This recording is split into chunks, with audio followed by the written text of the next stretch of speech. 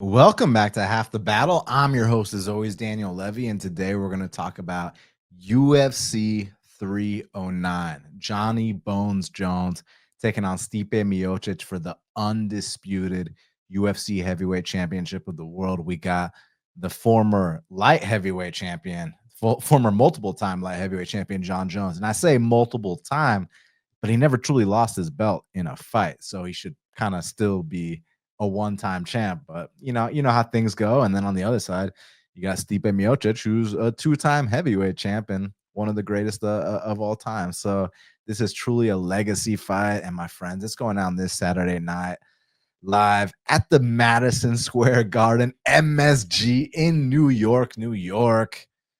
Two of the greatest to ever do it. There's a legacy fight, like I said, and there's no more prefacing that needs to be done, my friends. So without further ado, let's get down to business, because in this main event, we got the aforementioned Johnny Bones Jones. He's 27-1, but between you and me, I'm pretty sure he's 29-0, because this man has never lost a fight before. You know, when he fought Matt Hamill, which the DQ loss, and hit him with the 12-6 elbows, which are now legal. I mean, how can you call that? Like when you whoop a grown man's ass and they call him the winner?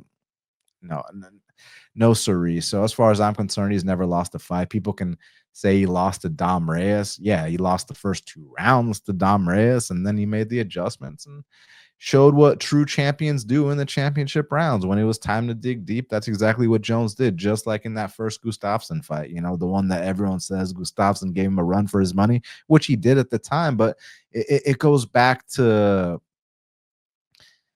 kind of overblowing, you know, when someone has a little bit of success against a fighter that seems invincible, people just overblow it, make it seem like, oh, he got exposed, oh this, oh that. It's like, nah, it's a fight.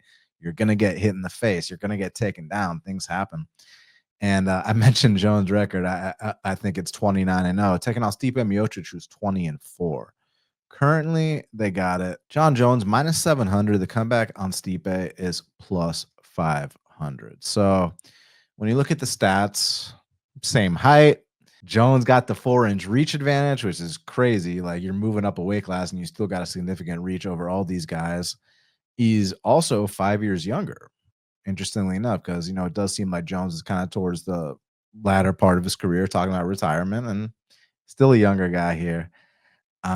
Gets hit a lot less, way better defense than Stipe. And then as far as the wrestling is concerned, Stipe is the one with the D1 wrestling background, but Jones is the one with significantly better takedown defense. I mean, Jones has 95% takedown defense. I remember when Gustafsson took him down, and again, back to the whole people overreact when little things happen to these seemingly invincible fighters. Like, oh, someone had a moment of success. Wow, Jon Jones got exposed. Like, people run with these insane narratives, and they've been doing it for years. And the thing about it is, Jon Jones, he's hard to hit and he's hard to take down, and he's just simply hard to beat. And the way I think these two match up is, obviously, Stipe Miocic, he's got, for MMA standards, great boxing, D1 wrestling background, just very meat and potatoes, blue collar type fighter, and there's so much to respect about him. And you start to gas out against a guy like Stipe Miocic, you show him that you're hurt. Oh man, when Stipe smells blood, he goes for it, man. I mean, like, look at some of those earlier fights. Like, I think it was that Phil DeFreeze fight where Stipe got rocked early, and then when he punched him back and he saw his reaction, he just went for it. And a similar thing actually happened when he fought Francis the second time. We'll talk about a few things from that fight, but in the very end, like the last sequence where Stipe got knocked out, Stipe actually thought he hurt Francis, so he rushes in to go for the kill, and he's the one that ended up getting, you know, finished in that spot. But one thing that was kind of interesting when you compare the first Stipe and Francis fight compared to the second Stipe and Francis fight, the first one was not only a stunt by Francis. I mean, we've heard the stories about how this guy went to France like a week before the fight. He was partying, he lost his mind, like he was set up to be like the next big star in the heavyweight division, and he really blew it with that first Stipe fight, and then the subsequent Derek Lewis fight, you know. But in that Stipe fight, man, Stipe, you know, maneuvered around the cage nicely, avoided all the big shots, and started mixing in those takedowns, and eventually when it was his turn, he started landing big strikes on Francis, man. So he did great in that first one, but when you fast forward to the second fight, Francis had made so many adjustments, and Stipe had kind of been declining a little bit. Where Francis, the guy with no wrestling background, is coming out here and suplexing the D1 wrestler in Miocic and throwing him around and doing whatever he wanted to him. Yeah, that was quite interesting. And then, like I mentioned, the finishing sequence. Stipe, listen, man, Stipe has got that killer instinct. He went for the kill and ended up getting killed. And he hasn't fought since then. That was all the way back in 2001. It's not 2001, excuse me. 2021 is what I meant to say.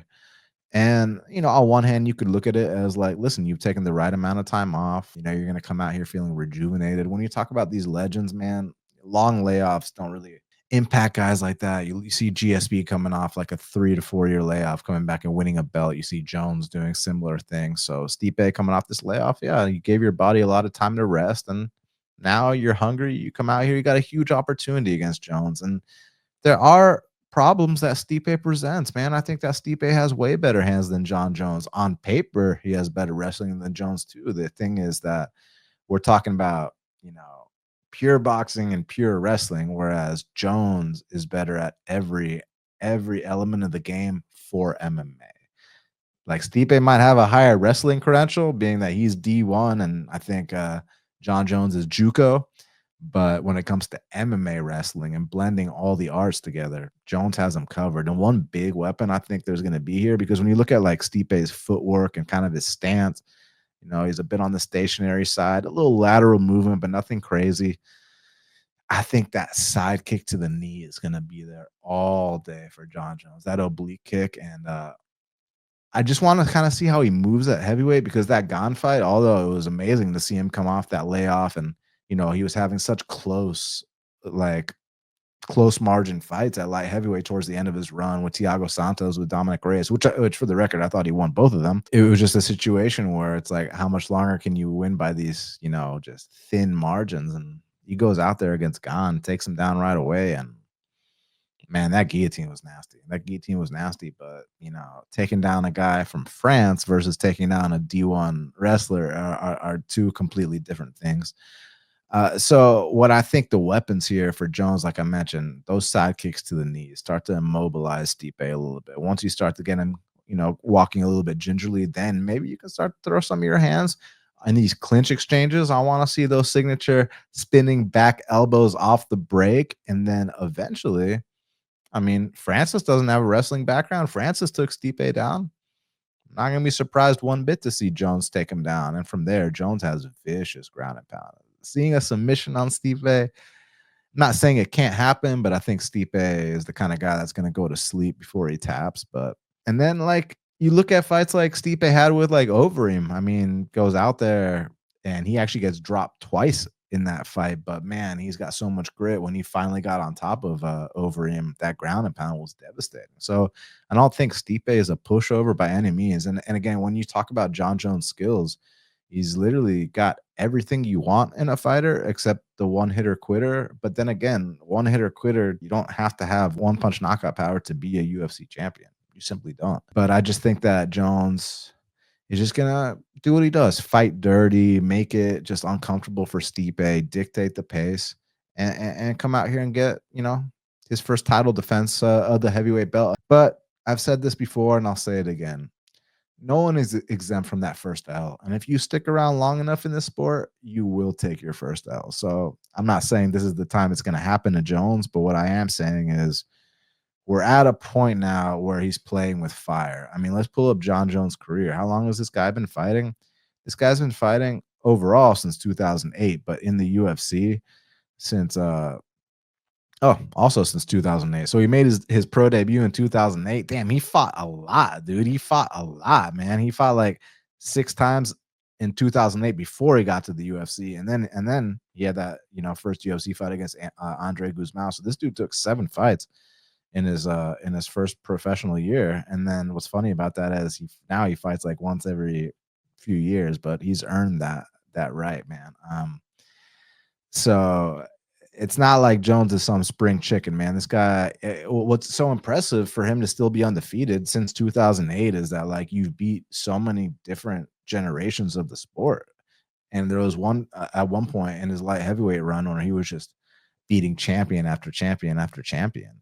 So he's a legendary fighter. But are we getting to the point where you're sticking around long enough, or are you going to go out on top? So that's the big question. But yeah, just because I don't have that much confidence in where Stipe is at and his career, man. I do have to go with Jones here to just come out here and show why he's one of the most dominant fighters to ever do it. So, but like I said, the big weapon I think he's going to be using here is those side kicks to the knees. Maybe get back to some of those spins we saw back in the day, and eventually mixing a takedown or two. But you got to be careful because Stipe is as seasoned, as experienced, and as high level as they get. So should be good. And now it's a 5-round co-main event in the lightweight division. We got Charles do Bronx Oliveira. He's 34-10, taking on Michael Chandler, who's 23-8. Currently, they got it. Just depends where you look. Minus 255 Oliveira, plus 215 Mike Chandler. And I think that this fight comes down to the same dynamic that the first fight, or even the same dynamic that any Michael Chandler fight comes down to. The guy goes balls to the wall. I mean, that's understood. He red lines. He hits extremely hard. He hurt Oliveira bad the first time they fought. He hurts everybody bad when he fights them. It's just that Michael Chandler doesn't pace himself. Michael Chandler red lines. There's a chance he can knock out Oliveira. Oliveira's been knocked out more than once, but the thing about it is if he does not get Oliveira out of there, what are the other paths to victory? You're going to grind out Oliveira? I think if that happens, I mean, Oliveira's throwing subs off his back like it's no one's business, and he's doing it to not to say Chandler's not a real guy, but I'm saying he's doing it to higher ranked guys. Like Arman Sarukian got caught in some deep submissions that other guys, Michael Chandler included, might tap out. I mean, Michael Chandler's coming off a rear naked choke loss. The first time they fought, Oliveira took his back. Chandler survived that time. That doesn't necessarily mean he's going to survive this time. But what I do think is that Oliveira is going to make big investments to the calf.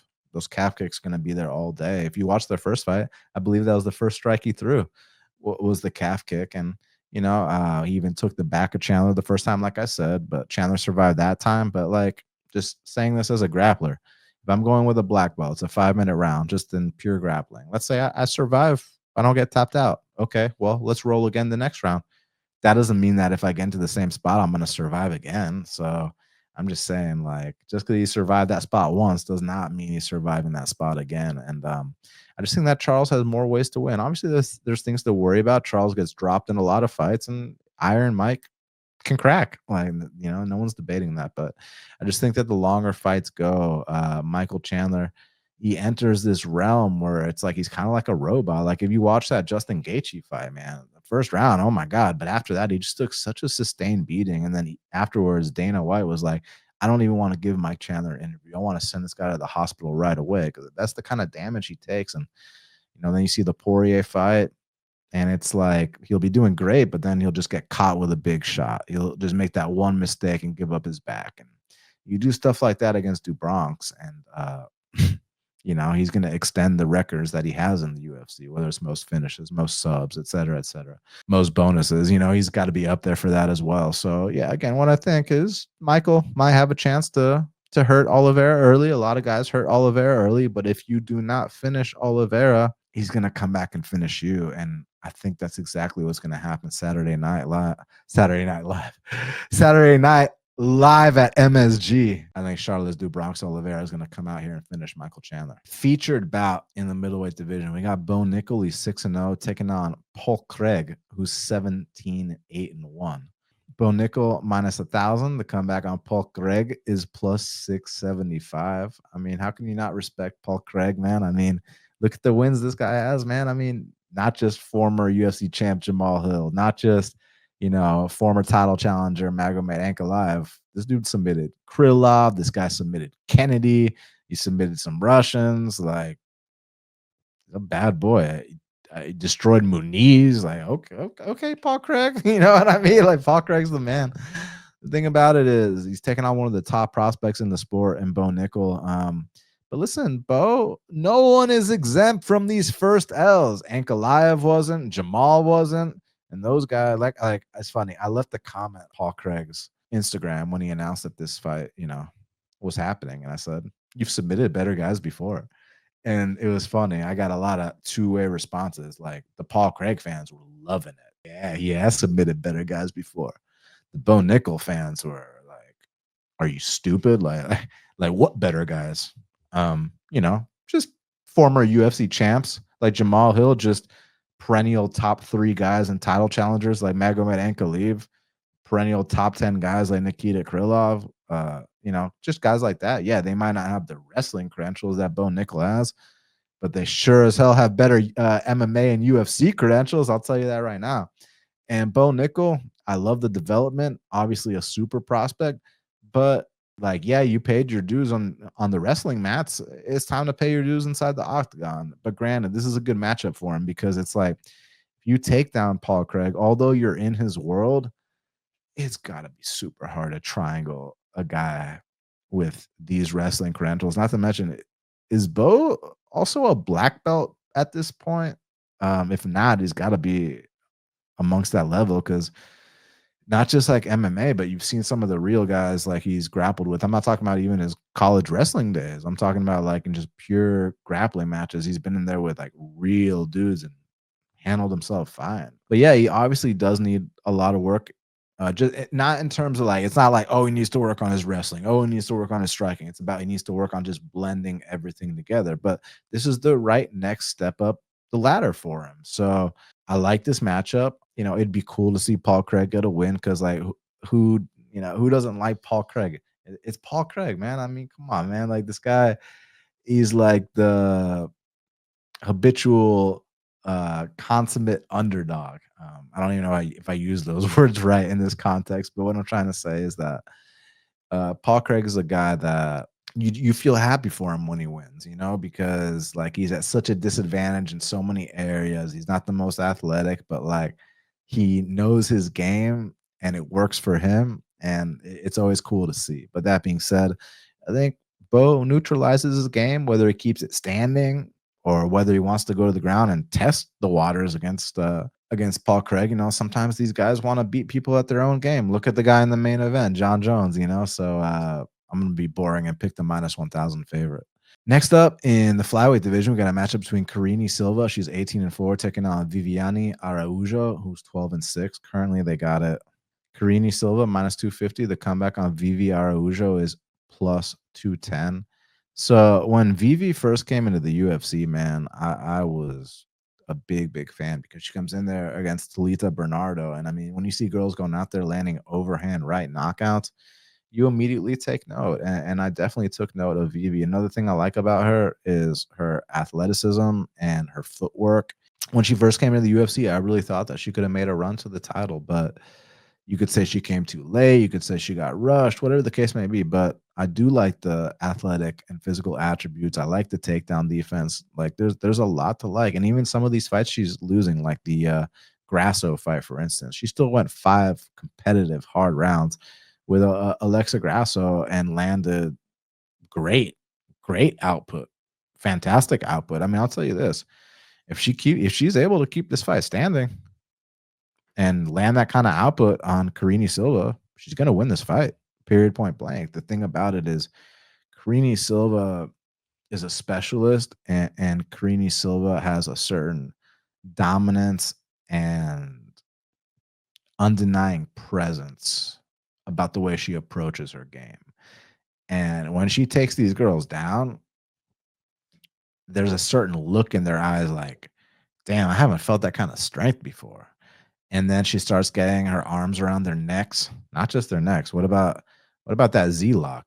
Like, I'm a pretty seasoned grappler myself, and I had never even heard of a Z lock until I saw this girl get it. That guillotine she had against Moreau. Y'all know I got a soft spot for good guillotines. That was beautiful. Okay, but what happens when you can't finish someone early? In that Lipsky fight, she goes out there, hits 5 takedowns, man. Like, these are the kind of things I like to see from an emerging young fighter making their way into the rankings. And now you get to step up against Vivi, who's been there, who's done that, who's fought former champs and everything. And yeah, I love the matchup so much, but I just ultimately think that Karine Silva is going to be able to dictate the pace of where this fight goes. And as a result, I think she's gonna win because of that. So I can't confidently say she's gonna come out here and submit Vivi. You don't just come out here and submit someone like Viviane Araujo, man. She's never been subbed in the UFC. She's had competitive fights with all these tough girls. And like I said, historically speaking, she's got very, very good takedown defense. So, there is a path to victory. Keep this standing, out volume this girl. You never know what could happen. But like I said, I just think there's a certain dominance and confidence and assertiveness about how Karine goes about getting the fights to the mat. And once she does that, she demoralizes girls or goes out there and finishes them. So I can't confidently say I think she's going to submit Vivi, but what I can say is I think she's going to get her takedown game going and just dictate the pace of this fight. And as a result, I think she's going to increase her win streak. Now, kicking off the main card, we got a matchup between Mauricio Ruffy. He's 10-1, taking on James Llontop. Yames Llontop, I think, who's 14-4. Currently, they got it. Mauricio Ruffy minus 900. The comeback on Yames Llontop is plus 600. So we had Mauricio Shogun Hua, and now we got Mauricio Shogun Ruffy. I know officially his nickname's not Shogun. What's this kid's nickname? One Shot. All right, how many knockouts you got on your record? 10 knockouts. Okay, we can call you One Shot, but we've had Brad One Punch Pickett. Why not? Look, Mauricio Shogun Hua retired. Your name's Mauricio Ruffy. Hua Ruffy. Mauricio. Bro, you're a Brazilian. Let's pass the torch and give you the Shogun name. You can be the new Shogun, even though it doesn't quite fight like Shogun. Mauricio Shogun Ruffy. I like it, man. And the thing about these fighting nerds, guys, there's a lot to talk about regarding them. Firstly, they're all massive for their weight classes. They're all gigantic, man. I mean, look at Carlos Prates. Like Neil Magny is known for being one of the bigger guys in welterweight history, and Carlos Prates did not look outsized one bit. If anything, Carlos Prates was the one with the intimidating presence. You look at Caio Borralho, man. Like Jared Cannonier is a guy that dropped all the way from heavyweight to middleweight, and like Caio Borralho was dwarfing this man. You look at Jon Silva. I mean, he fights Jordan, and what happens after that fight? Jordan goes down to 35s. Jon Silva goes up to 55s. And you got Mauricio Ruffy, who fought on Contenders at 170 against a serious Russian. Now he's at 55. So what I'm trying to say is these fighting nerds, guys, there's a lot of things I like about them. First thing I'm pointing out is they're all massive for their weight classes.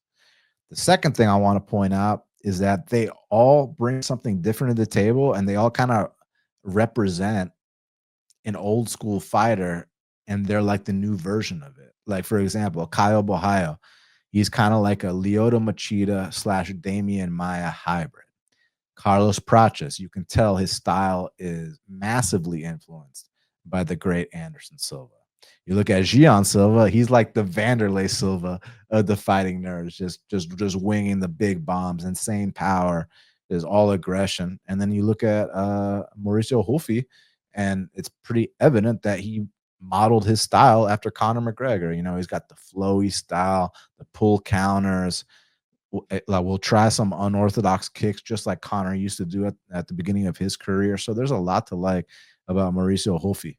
On the other side with Yames Llontop, I mean, I got respect for him. He's a tough kid. It comes from the Peruvian scene, which is emerging, but he had never really fought, that any tough competition at all. And you win your Contender Series fight. Now you're in here in the UFC, and they haven't even given him that tough a competition. And he's dropped both these fights. And the Padilla fight, I mean, I just think that, firstly, what was embarrassing about that was that Padilla took that fight on short notice, and Llontop is the guy that went in there and missed weight. Now, granted, he only missed weight by 0.5, so you can't hold it against him, but I mean, he got choked out pretty easily by a journeyman. The next fight against Slava Barshov. They had a nice little competitive split decision type fight, but what you got to understand is that my boy Slava Claus, he's been taking a lot of damage lately. Look at the Mike Davis fight. Look at the Nazim Sadikov fight. They had an absolute war. Look at Chase Hooper going out there and dropping this guy.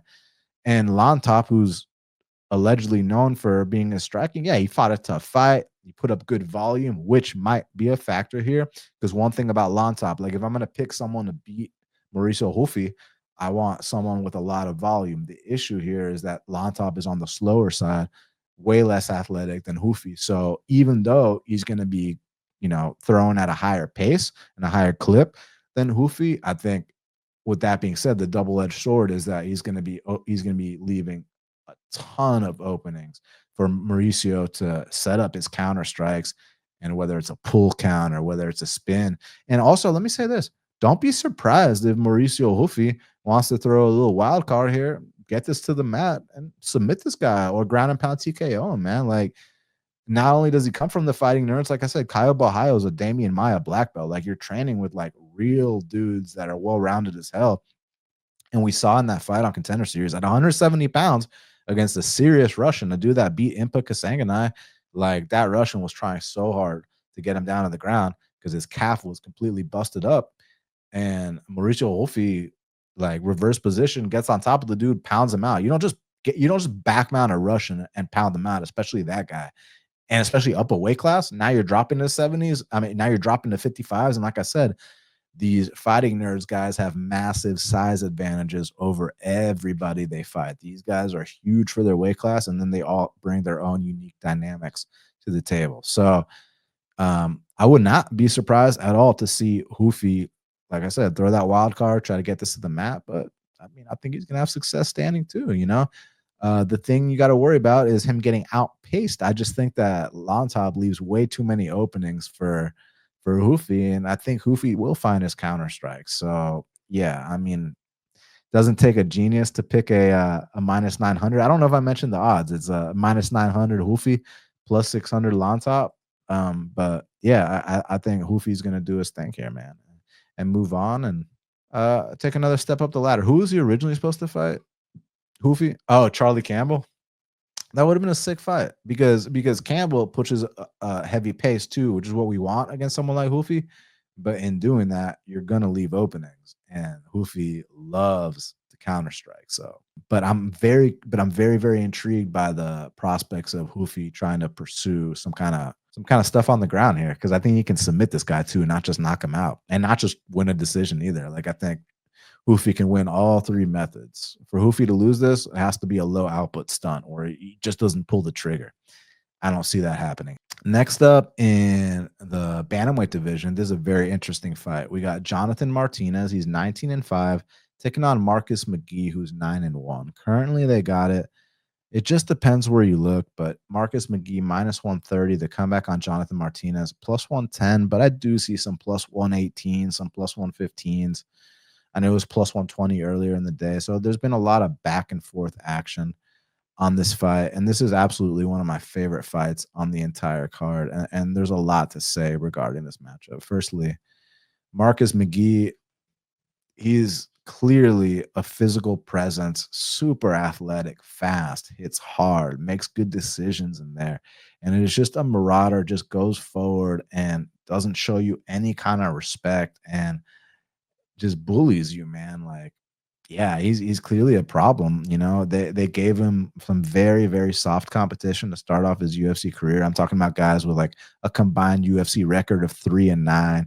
JP Bays, who went like 0-4 in the UFC. Journey Newsome, who went like what 1-4, 1-5. You know what I'm saying? And then his most successful UFC opponent is Gaston Bolaños, who's 2-2 in the UFC, right? So like, these guys are all ranked in like the top 100.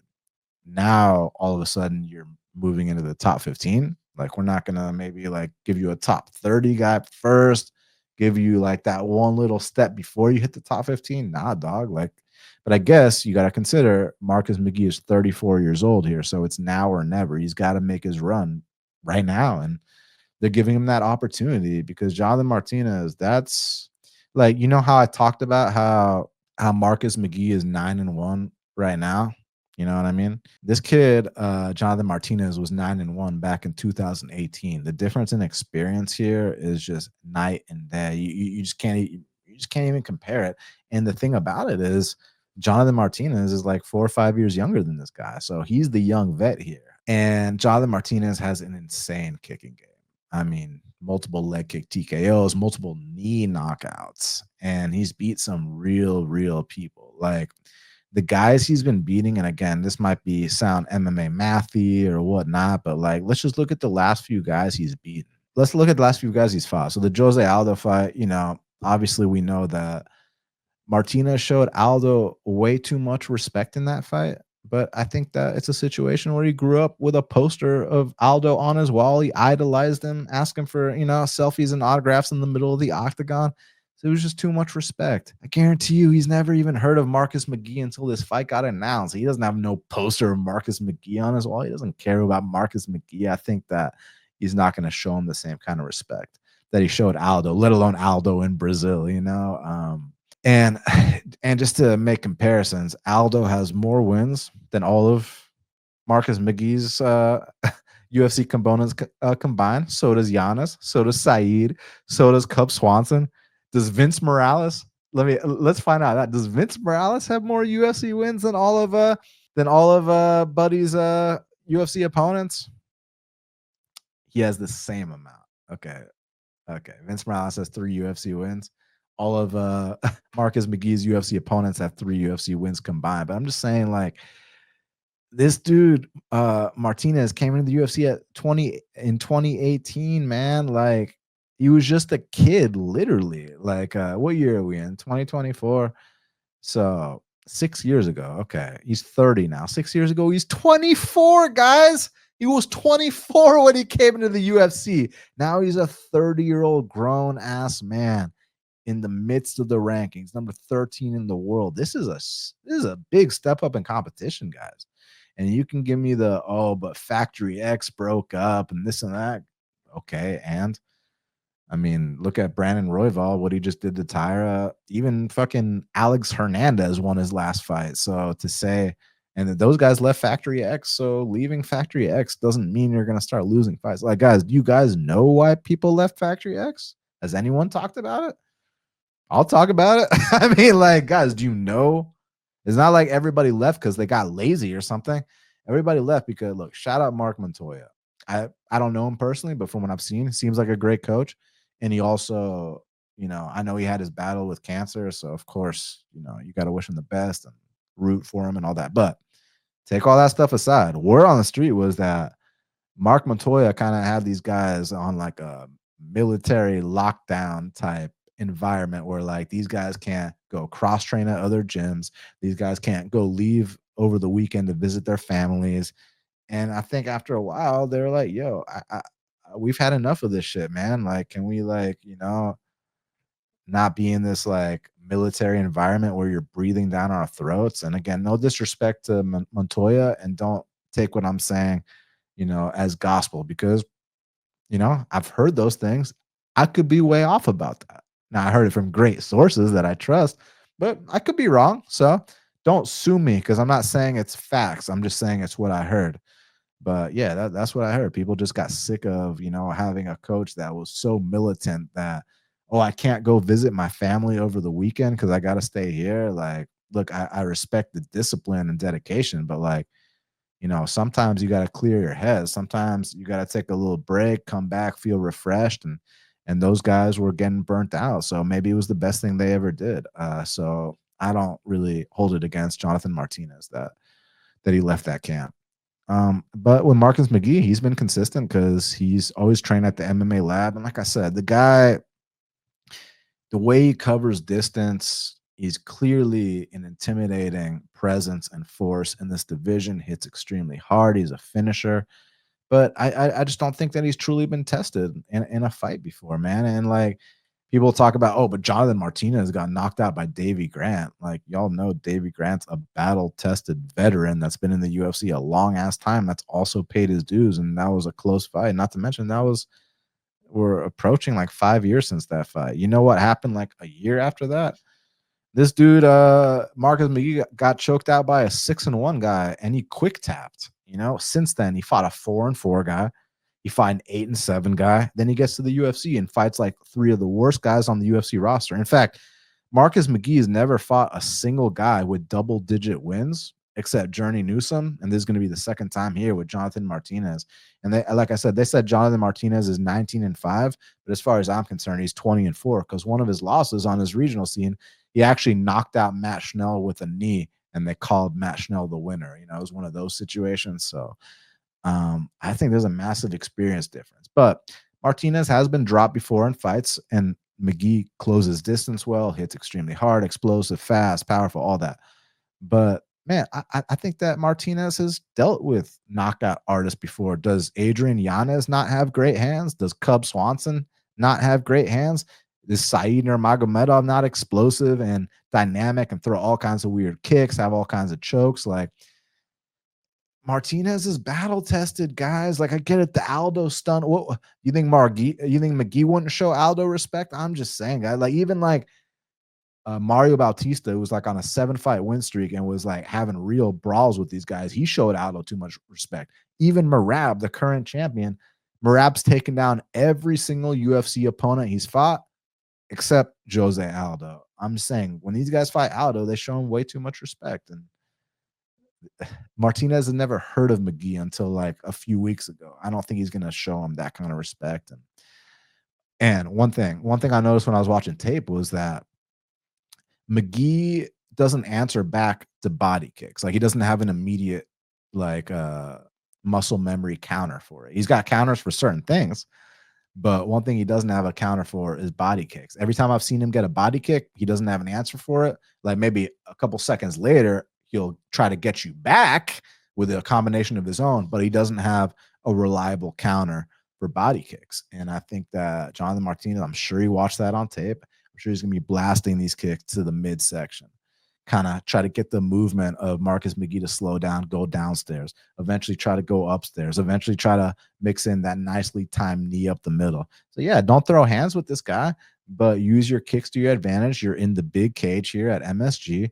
Use that footwork to your advantage. And I honestly think that one thing Jonathan Martinez isn't getting credit for is the size he's put on, his maturity in the clinch. Like, when you're in there with a guy, like when you're in there with a Nurmagomedov and you're escaping his submissions and attempting submissions of your own, you're getting back up from bottom. Like, those are the things I like to see. Like I said, he's paid his dues already. He's been in real wars. He's been dropped in fights. He's come back. Yeah. So if Marcus McGhee is really that guy right here, right now, hey, respect, because I do think he is that talented. And I do think that he's got to climb the ranks right now, being 34 years old and this and that. But you just can't fabricate experience. You can't make up for the things that Jonathan Martinez has been through.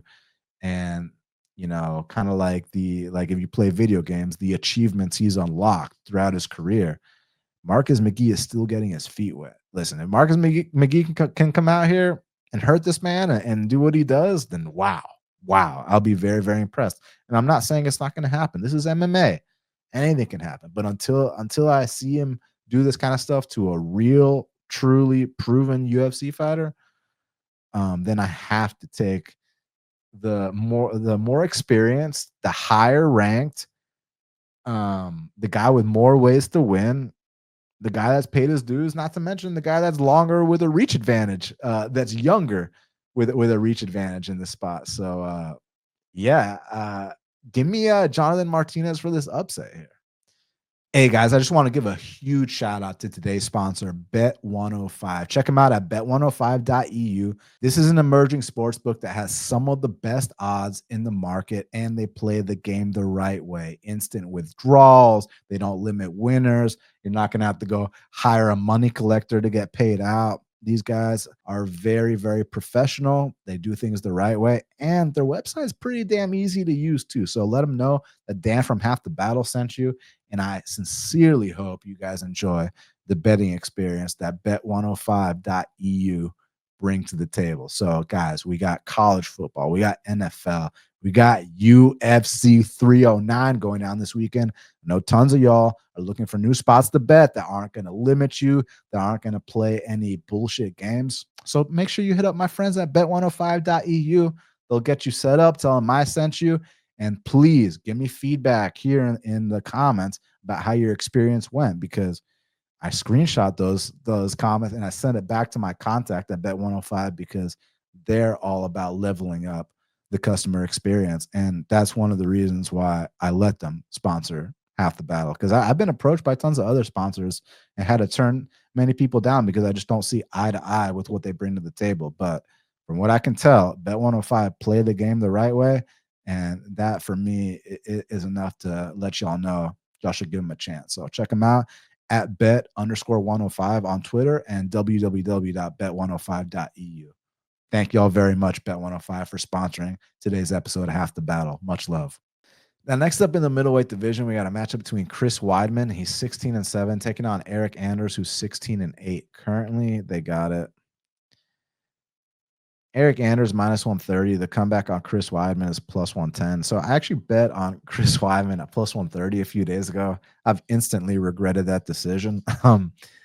Because I don't like to bet on washed up fighters, but man, I really actually think this should be like -110 a piece, if not like -115 Weidman. I could be way off about that. He could just come out here and get starched. But like when I really sat down and thought about it, man, I mean, Eryk Anders has been saying, like, on Rogan, he told Rogan personally that, yeah, man, I'm at the end of my run. And like if the whole talking point is, oh, Chris Weidman's chin and this and that, listen, only one of these two guys has been dropped in their last two fights, and it was not Chris Weidman. You know what I'm saying? I think that Eryk Anders, he's never been known for his speed. He's just a very burly, strong, jacked presence in there that'll walk you down and is very physical and can bully guys. But the thing about it is that Eryk Anders can also be weaseled. He's been weaseled many times throughout his career.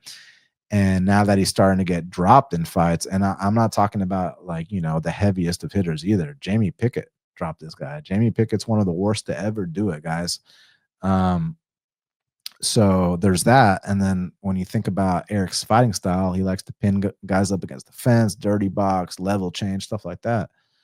I mean, you're going to pin up a D1 All-American against defense and level change and try to get that game plan going against Chris Weidman. Like, again, Chris might be so washed that it doesn't even matter, that he could start losing spots like this. But like usually the guys that beat Chris are guys that, were either champs, former champs, top 5 guys, former top 15 guys. The Brad Tavares fight is the lowest ranked guy he's ever lost to. But when you think about it, that's just a bad matchup for Chris, because Brad Tavares has legendary takedown defense, and that was the first fight back from the leg break, and Brad Tavares is a great leg kicker. So that was just a bad matchup for Chris. Whereas Eryk Anders ain't known for kicking legs, and Eryk Anders ain't known for legendary takedown defense. I saw Muniz blast double this man and easily sub him. And again, Muniz is a stud jiu-jitsu guy. At one point, Chris Weidman was a stud wrestler and jiu-jitsu guy. Yeah, and if he's got his confidence back at all after that Bruno Blindado fight, like, I get it.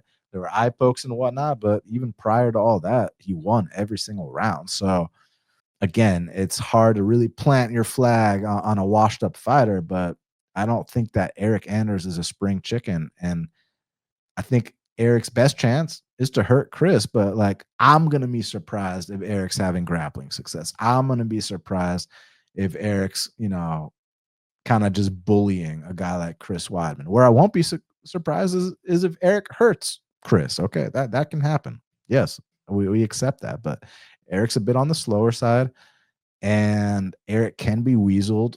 This is in New York. Have to get into a little conspiracies here.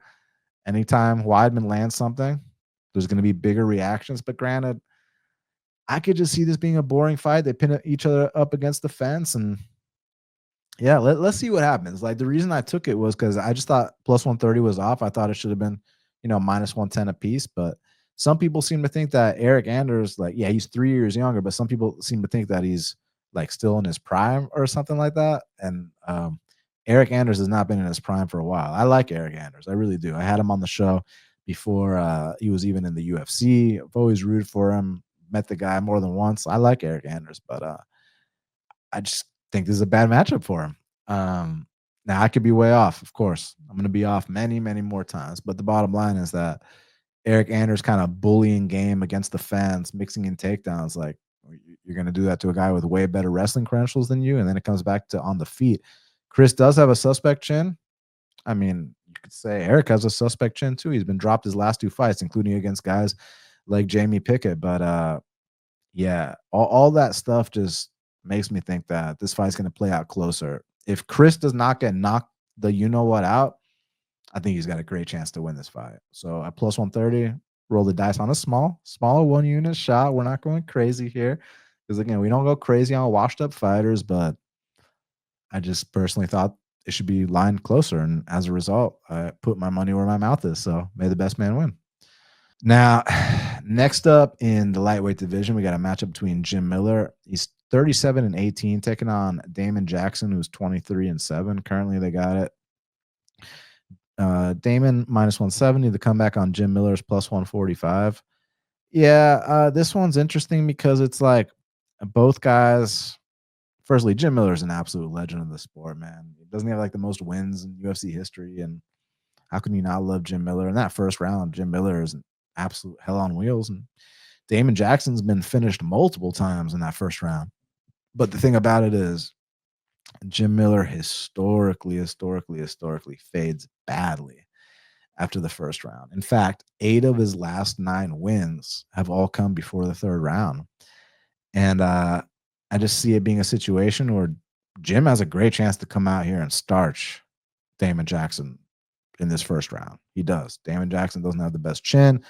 He's been knocked out multiple times. Jim's a fast starter. Jim's got a chance early. But what I think is if Damon can hang on, and I know Damon's had his gas problems too, but it just depends on the matchup. Like, you know, I'm not talking about Chepe, who's like a young stud who missed weight by like 5 pounds. I'm talking about when you know, against older guys here. Because, like, for example, let's talk about Bobby Green for a second, right? Let's talk about Bobby Green's last 3 fights, right?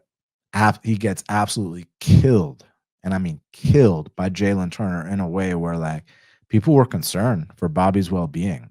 People were saying Bobby shouldn't come back so quickly against Jim Miller.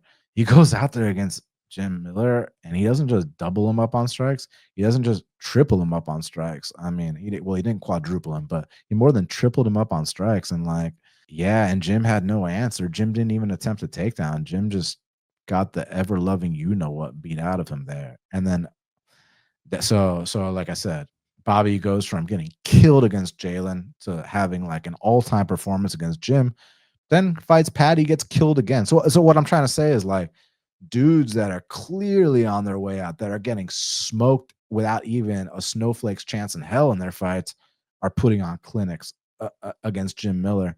And while Damon Jackson is historically underwhelming, we know this. I just have a feeling, man, that survive a very tough first round and then show us why they call you the leech. Start to, you know, pin him up against the fence, start to body lock, start to change your levels, go for those doubles, start to get him down. Jim Miller, when he's tired, he does not get back up from bottom. And as much as I'd love to see Jim Miller get this first round knockout, I think most likely what's going to happen is the first round is close. Jim probably wins the first round, but Damon's able to be a leech on him and hang on to him those, you know, second and third rounds and grind him out. So I'm going to go Damon Jackson via decision here. But, you know, as a fan, I'm rooting for Jim. Nothing against Damon at all, but, you know, it's Jim Miller we're talking about here. But, yeah, Jim just historically doesn't do good in later rounds, especially in matchups like this where he can and I think will be taken down. And next up in the heavyweight division, we got a matchup between Marcin Tybura. He's 25-9, taking on Jhonata Diniz, who's 8-0. Currently, they got it.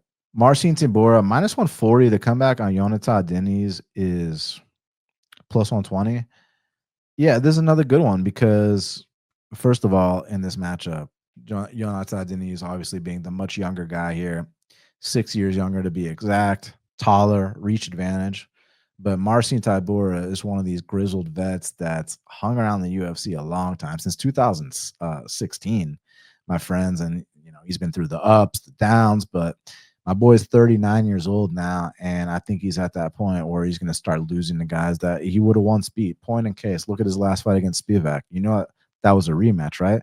First time they fought, the official score was 2:30:27 and a 29:28 from Marcin Tybura. The next time they fought, Spivak finishes him in under 2 minutes. So the point of that is that guys you would have once beat, now you're getting smoked by, because that's what happens as you get towards the tail end of your career. And this fight could go a few different ways. I think that it could go like the Augusto Sakai fight, where Jhonata Diniz just comes out here and starches him early. But I think it could also go down another way, where Tybura is able to get that takedown, and it seems like Jhonata Diniz can't get up from bottom. So in that situation, it comes down to what kind of damage can Jhonata Diniz minimize. Because if you look at fights like against kind of similar body types, kind of similar style fighters like Walt Harris, like Tai Tuivasa, even Greg Hardy, Tybura took those guys down once and the fights were over shortly after, right? So he's proven that he can beat this kind of guy. But that being said, I think that even though Diniz doesn't have the best get up game, I think he might have good enough defense to be able to survive. And then when this fight hits that second round, start standing again, maybe then Tybura will have a little more trouble getting the takedowns. And from there, Diniz can really get off on his strikes and go out there and knock out Marcin Tybura. So I think there's a dogger pass situation. And interestingly enough, when you look at the odds, it actually opened. I'm gonna tell you right here. Give me 1 second. Yeah, it actually opened -175 for Diniz. Now it's +120. So a lot of people, I get it. Austin Lane took this man down and full mounted him. One judge even had it at 10-8, but he was able to survive, and he's usually able to survive those bad spots. And even that Carl Williams fight that he had, dude, he was landing some knockout blows on Williams where I was surprised Williams ate those shots, man. Like I think that Williams has a ridiculous chin. I really do, man. Because those shots he was eating, I was like, damn, he doesn't even he's not even getting reactions out of him. And Tybura will give reactions from those same shots. So obviously there's things to be concerned about, but we're talking about an underdog here. We're not talking about laying chalk. So I think if he either avoids or survives these bad spots on the mat, I think on the feet he's going to light up Tybura, and I think he's going to get this win. And I think also the UFC, they're kind of pushing Diniz a little bit. They gave him a Black Beast fight after only 2 UFC fights. That's what they think of him. Like, hey, like this kid's ready for the mix right now, and Tybura is part of the mix as well. So yeah, let's see how he does. Could go really good or really bad, but I think I'm willing to roll the dice on the underdog here. The next up in the welterweight division, we got a matchup between Mickey Gall, 7-6, taking on Ramiz Brahimaj, who's 10-5. Currently, they got it. Mickey Gall -125. The comeback on Ramiz is +105. I got to give Gall a lot of credit because he had a pro fight on his regionals, and then he got signed to the UFC because he's the guy that they brought in to fight against CM Punk. But so on one hand, you literally didn't even get a chance to get any fights under your belt, any regional experience, find out anything. Like you literally just grew up in the UFC, and you go from fighting CM Punk and Mike Jackson and Sage Northcutt to like, hey, here's Randy Brown. You know what I'm saying? And he won a round against Randy Brown. So I respect the kid to just get thrown in the UFC and just fight killer after killer when you've never even been battle tested until this time. Like, respect. But man, when I go back and watch that last fight against Bassil Hafez, like that's the fight that people are overblowing the improvements that Gall made, acting like, oh my God, this is Gall 2.0. Dude, Gall's optics are so bad. Firstly, his chin is ridiculous because he ate some shots from Bassil. I was like, God damn, like, how's this guy still standing? But his optics are bad. The way he reacts to getting hit, like, there's not like wobbles or drops. I mean, when he fought Mike Malott there was, but I'm just saying like there weren't wobbles or drops. It's more so like, his head gets popped back really bad. He moves, he backs up a lot. He's not assertive. His takedown defense is just not the best. Like he's super easy to put on his back. But the thing about it with this kid Ramiz, and I like Ramiz on a personal level. I mean, I don't know him like that or anything, but I did play a Call of Duty with him one night, and he was a super nice guy. So I like Ramiz, cool guy. He was real cool. You could tell. But historically speaking, Ramiz is first or second round submission or bust. I mean, he's got 10 wins. All 10 of those wins are by submission. Mickey Gall has never been tapped out before. And the thing about it is when he's not getting Ramiz, when Ramiz is not getting those first round submissions, y'all should see these performances. Like they're not even competitive. Like the 3 losses he has in the UFC were like disgusting beatdowns where like the Themba fight. The Themba fight went all 15 minutes, and Brahimaj landed a total of 3 significant strikes. That's just unacceptable, man. Against Court McGhee, I mean, he got taken down 5 times. He got controlled for over 10 minutes of that fight. The Max Griffin fight, I mean, he just got the shit being out of him to the point where his ear fell off, and like the guy didn't even attempt one takedown. And that's you're known for. You've won 10 fights. They're all by submission. You didn't even attempt one takedown. So it's like there's something mental with Ramiz clearly, because when he does get his takedowns, for the most part, I mean, you can come out here and submit guys, take their back and choke them out. But besides that, what's he got? And it seems like he's more hesitant to let his hands go. And I think also to his credit, he might have had some kind of medical issue. Don't quote me on that. I'm pretty confident he did, and maybe that impacts him. I don't know, but like I just don't see any fight from Ramiz, and it's unfortunate because when he dominates, when he gets you, he gets you. But and then with Gall, it's like he's so not assertive. He's so not physical. He's goofy. His technique is just not the best. I haven't seen the improvements I want to make. Like again, people way overblow those improvements in the Hafez fight. I thought Hafez beat his ass, but Hafez is a guy with like 1 round cardio. So yeah, Mickey Gall had some moments, but even in Mickey Gall's moments, the reason that was 30-27 for Hafez is because Mickey will land a punch and then he'll run away. Like he just doesn't have good optics at all. So this one's tough. Like I see why Mickey's the favorite because, like, for example, when you look at Ramiz, in his last 2 fights, which have lasted 17 minutes total, he's landed a grand total of 3 strikes. Like, so even though Mickey, is not the best, Mickey's at least landing strikes, throwing strikes. He's at least trying. And that effort should be enough. But then again, you could also look at it as like Mickey has terrible takedown defense. Maybe this is one of those spots where Ramiz can come out here, front run, get that early takedown and dominate this guy. Like that's not out the possibility too. I saw old ass Diego Sanchez finish this guy. I was on Diego there +2 something. But I just don't see that fight in Ramiz. Yeah, I think he might be a better athlete here actually, but until I see that effort, it's just hard for me to pick him. So for that reason, I'm going to reluctantly pick Mickey Gall to win this fight. Now, next up in the welterweight division, we got a matchup between Obam Elliott. He's 11-2, taking on Bassil Hafez, who's 9-4-1. Currently, they got it. Obam -250. The comeback on Bassil Hafez is +210. So at first, I was like, damn, I don't know about these odds. And I still might not know about these odds, but I got to give Obam a lot of credit, man, because I was convinced this guy was a fraud when I saw his Contender Series fight and that Val Woodburn fight. But that last one against Preston Parsons, statistically wise, it might not impress you. But when you watch the actual tape, it impressed me a lot because, firstly, for a dude from Wales, now granted, these Welsh dudes can grapple a bit, but like from a dude that's not from like a D1 wrestling background, and he fought an American wrestler his last fight in Preston, like, dude, Obam's takedown defense is sick. He's got nasty takedown defense. And I get it. He's a bit on the slower side, standing, not the most athletic guy, but like, I think we might have the wrong impression of him because he talks a lot of crazy shit. So you might think, certain things about him, but he actually fights smart.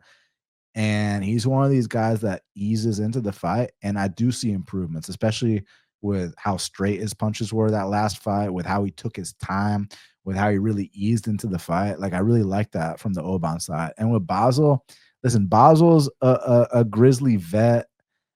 He's built like no one's business, and he's gonna come out there and throw bombs, man. And he always has a great first round.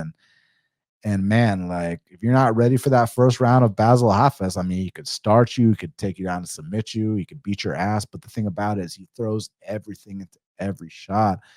And in 2 UFC fights, you could say, oh, but the Madalena fight was on short notice. Well, the Mickey Gall fight wasn't on short notice. And the same thing happened. I mean, he had a great first round. But by that third round, I mean, the way he fights is just not sustainable to win late rounds. So, like, yeah, Della obviously clearly won, the second and third round. It's funny, people say that was a controversial fight.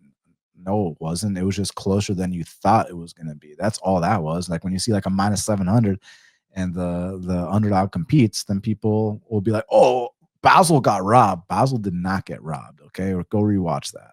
But yeah, it was closer than it needed to be. And then in the Mickey Gall fight, Bassil throwing absolute bombs. Shout out to Mickey Gall's chin. His chin is stupid good. But again, Bassil is a big time gasser. That's why when you look at his record and you see some of the fights that he's lost, a lot of them are split decisions. The guy's never been finished before. He even went to a draw with Jeremiah Wells, but he's prone to losing close decisions because he's a big time gasser. And I think that's what's going to happen here. I think he's got a great chance early on against Obam. I think he's going to compete with Obam early on, but I think second half of the second round, going to the third, assuming there's no finishes here.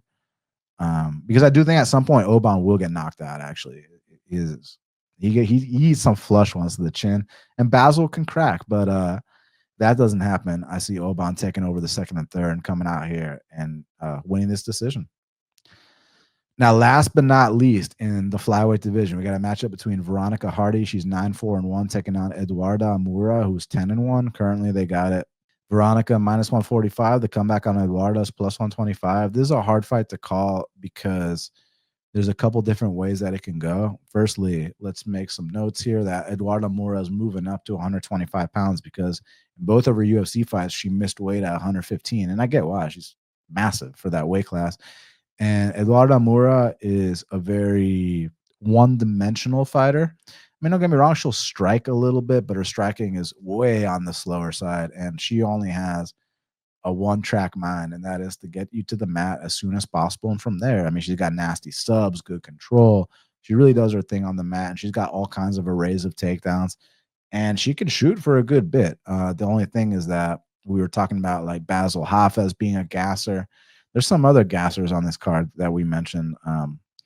Jim Miller after round one, unfortunately. But I think that Eduarda Moura is also a big time gasser. Like every time she's seen later rounds, I just do not like the looks. But then the thing with Hardy is that Hardy has actually fought at 35s and Moura's fought at strawweight. But I think there's a chance that Moura is going to be the bigger fighter here. But one advantage that Hardy has, kind of being the smaller fighter in a bigger girl's weight class, is that she's significantly faster than a lot of these girls. She's got great footwork, side kicks, punches in bunches. The takedown defense has gotten better. And off her back, she's no slouch. I mean, you all saw when she submitted Polyana Viviane. I mean, the only person to submit Veronica inside the octagon is Jillian, who's got like the most subs in the history of women's MMA. So that's not that big of a deal. But again, there's so many ways this fight could play out. It could play out where Eduarda Moura just comes out here, takes her down that first round. Could be a wrap.